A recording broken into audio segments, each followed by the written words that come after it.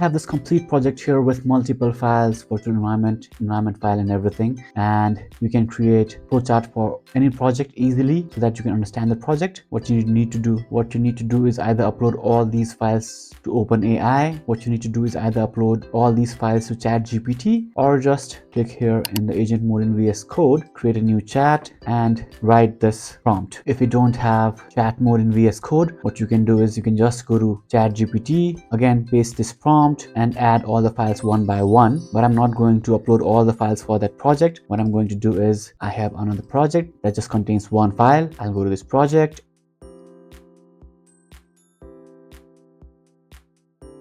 upload this file to ChatGPT and just run it. ChatGPT or any of your AI tool will give you the Mermaid code, which you can use to create flowchart easily. So right now the Mermaid code is generated.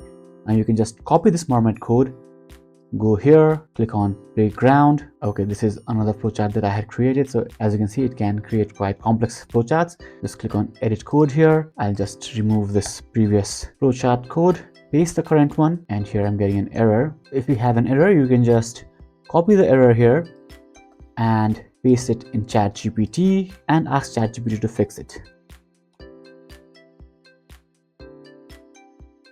Now copy the corrected code, paste the corrected code, and this time, as you can see, the flowchart is created. Now let's zoom on this and see what it is doing.